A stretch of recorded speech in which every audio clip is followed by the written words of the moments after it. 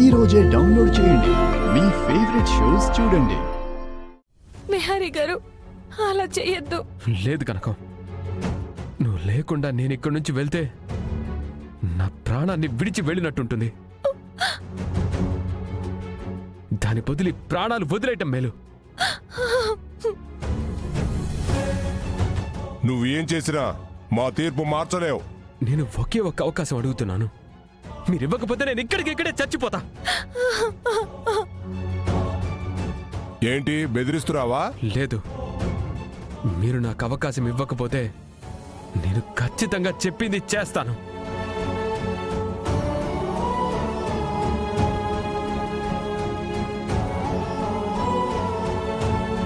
మూడు రోజుల్లో నేను నిన్ను ఒప్పుకోకపోతే నువ్వు నా కూతుర్ని వదిలేసి శాశ్వతంగా ఇక్కడి నుంచి వెళ్ళిపోవాలి.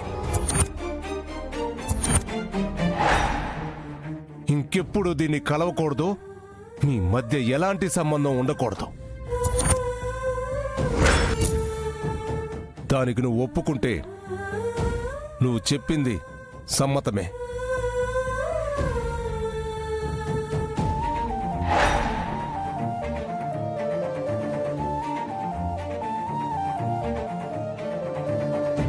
ఏం బాబు, ఏం మాట్లాడవేంటి? ఆదికేశవ గారు చాలా బాగా చెప్పారు.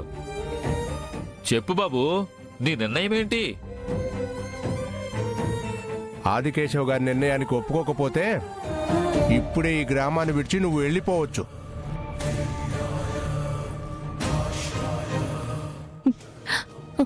విహారీ గారు, ఈ ప్రపోజల్కి ఒప్పుకోవద్దు.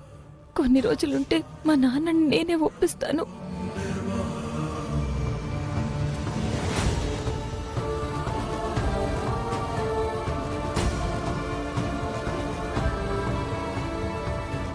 నాకు మా మామయ్య ప్రపోజల్ ఓకే.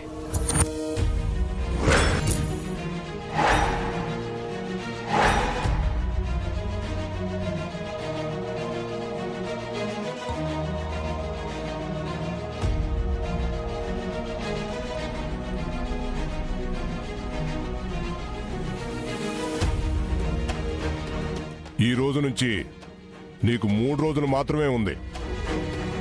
ఆ లోపు ఆదికేశవ్ గారు నిన్ను నమ్మి నీతో కనక మహాలక్ష్మిని పంపిస్తానంటేనే నువ్వు తన్ని తీసుకొని వెళ్ళగలవు. లేని పక్షంలో ఈ ఊరిని వదిలి నా భార్యని వదిలేసి నేను శాశ్వతంగా వెళ్ళిపోతాను.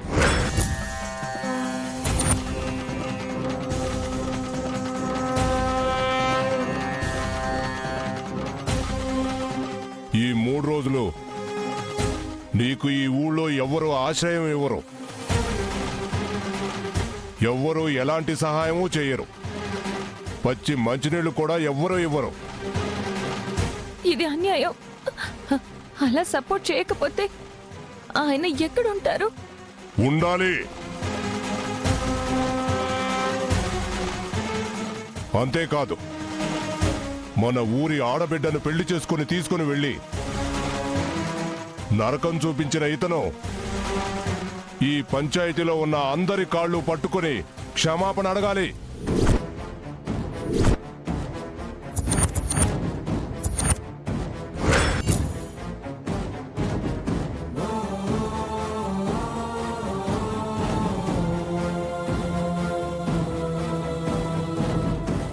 వద్దు, ఆయన ఏ తప్పు చేయలేదు. నా మాట వినండి. ఆయనకు ఆ శిక్ష వేయొద్దు. అతను నీకు చేసిన దానికి ఈ శిక్ష సమంజసమేగా కనక మహాలక్ష్మి? అయ్యో, మీకు ఎలా చెప్పాలి? విహారీ గారు, మీరు ఎవరి కాళ్ళు పట్టుకోక్కర్లేదు. వద్దు విహారీ గారు. ముందు వెళ్ళి ఆదికేశవ్ గారి కాళ్ళు పట్టుకో.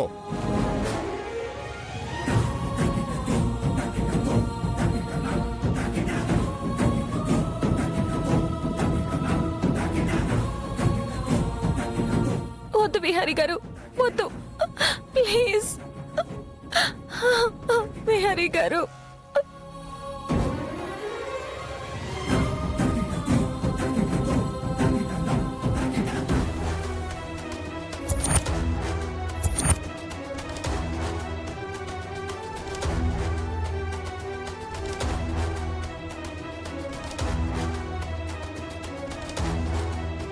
రా కనకం.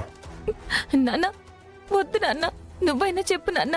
ఆ శిక్షలు ఏమి వద్దని చెప్పు నాన్న, ప్లీజ్ నాన్న. మాట్లాడకుండా పదం.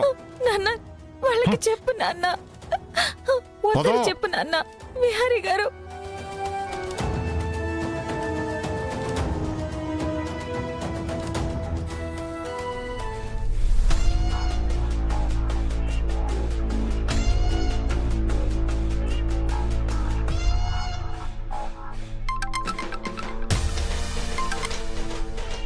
హలో అంబిక, సుభాష్, రామచంద్రపురం వెళ్ళావా? జస్ట్ ఇప్పుడే ఊళ్ళోకి ఎంటర్ అయ్యాను.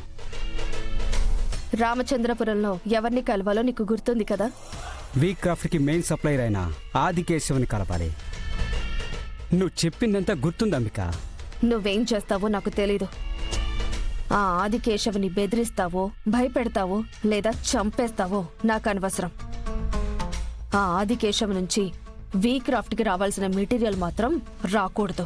అంబిక, నేను అన్ని ఏర్పాట్లతోనే వచ్చాను, కానీ ఇక్కడ వీళ్ళందరినీ చూస్తుంటే భయపెట్టి బెదిరించాల్సిన అవసరం లేదు అనిపిస్తోంది. ఏ, ఎందుకలా అంటున్నావు? ఇక్కడ ఉన్న వాళ్ళంతా సాధారణ నేత కార్మికులు. వీళ్ళని మనం భయపెట్టి బెదిరించాల్సిన అవసరం లేదు. ఆ లక్ష్మీ విహారీ ఇస్తున్న అమౌంట్కి మరికొంత డబ్బు ఆశ చూపెడితే చాలు. సరుకుని ఖచ్చితంగా వీక్రాఫ్ట్కి ఇవ్వరు. హ్మ్, డబ్బుకి పడని వాళ్ళు ఈ రోజుల్లో ఎవరున్నారు సుభాష్? వాళ్ళని డబ్బులతో కొనేయడానికి ట్రై చేయి. ఒకవేళ డబ్బుకి లొంగకపోతే ఏం చెయ్యాలో నీకు తెలుసు కదా. వాళ్ళ సంగతి నేను చూసుకుంటాను అంబిక. ఆ ఆదికేశుతో మాట్లాడగానే నీకు ఫోన్ చేస్తాను. అలాగే, ఉంటాను. సరే అంబిక.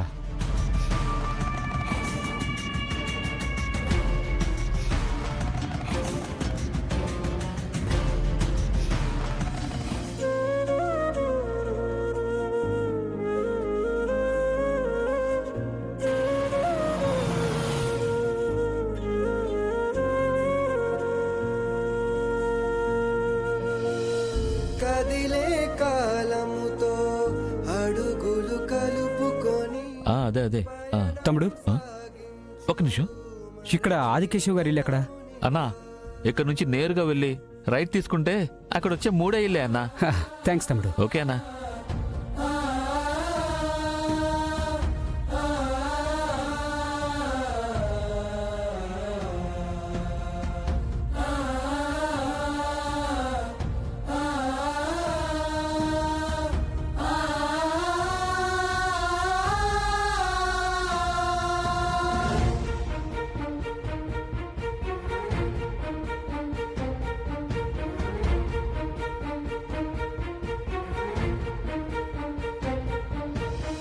ఆ